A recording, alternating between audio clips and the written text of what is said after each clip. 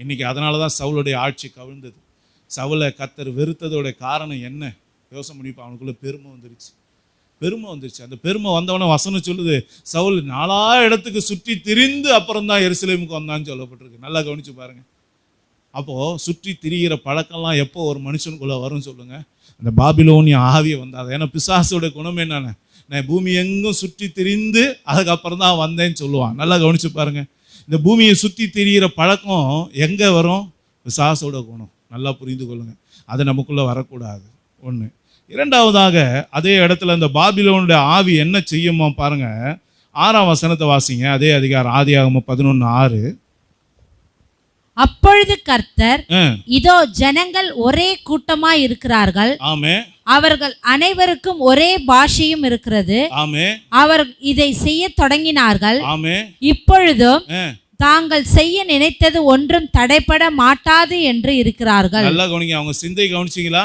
நான் செய்யறத ஒருத்தனும் தடை பண்ண முடியாது, நான் என் இஷ்டப்படி தான் வாழ்வேன், நீ இன்னும் என்ன கேட்கறது?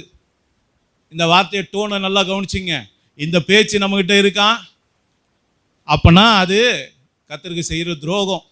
நான் இப்படி தான் நடப்பேன், நான் இப்படி தான் செய்வேன், என்ன நீ இன்னும் கேட்கக்கூடாது. உங்கள் அப்பன் சம்பாரித்த காசா இல்லை உங்கள் ஆத்தா கொடுத்த காசா?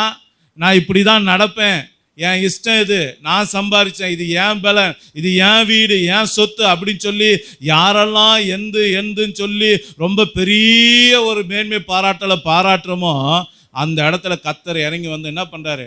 நீ செய்ய நினச்சதையே செய்ய விடாமல் என்ன பண்ணிடுறாரு? தடை பண்ணி போட்டுறாரு. அவ்வளோதான். நீங்கள் பாருங்கள், எதை கட்டணும்னு நினச்சாங்களோ அதை கட்ட முடிஞ்சுதான். பாபேல் கோபுரம் கட்டவே முடியல, பாதியிலே நின்று போச்சு. அந்த பாபேல் கோபுரம் எப்படி இருந்ததோ அந்த டிசைன் தான் இன்னைக்கு யூரோப்பியன் கண்ட்ரியோட பார்லிமெண்ட்டை பார்த்துருக்கீங்களா? யாராவது ஃபோட்டோவை நல்லா கவனித்து பாருங்கள். யூரோப்பியன் அந்த இதோடைய ஐரோப்பா இதில் இருக்க பார்லிமெண்ட்டை கவனித்து பாருங்கள். எப்படி பாபேல் கோபுரம் அறகுறையாக நின்றுச்சோ அதே டிசைனில் தான் கட்டியிருப்பாங்க. நீங்கள் பாபேல் கோபுரம் எப்படி இருக்குன்னு நீங்கள் தெரிஞ்சுக்கணுன்னா நீங்கள் கூகுள் குரோமில் போயிட்டு சர்ச் பண்ணி பாருங்கள். அங்கே யூரோப்பியனுடைய பார்லிமெண்ட்டை எப்படி கட்டடம்னு பாருங்கள். இப்படி ரவுண்டாக சுற்றி இருக்கும், பாதியில் பார்த்தா எல்லாம் இடிஞ்ச மாதிரியே இருக்கும். அந்த டிசைன்லேயே கட்டியிருப்பாங்க. ஏன்னா அது பாபிலோனிய ஆவி. நல்லா கவனித்து போலுங்க. அப்போ இன்றைக்கி அருமையான தேவனுடைய பிள்ளைகளே, இன்னைக்கு நான் செய்கிறத தடை பண்ண ஒருத்தனும் இல்லை அப்படின்னு துணிகரமான பேச்சு நம்மக்கிட்ட இருக்குன்னா அதுதான் கர்த்தருக்கு விரோதமாக நம்ம துரோகம் பண்ணுகிற ஒரு காரியமாக இருக்கிறது. அல்லேலூயா.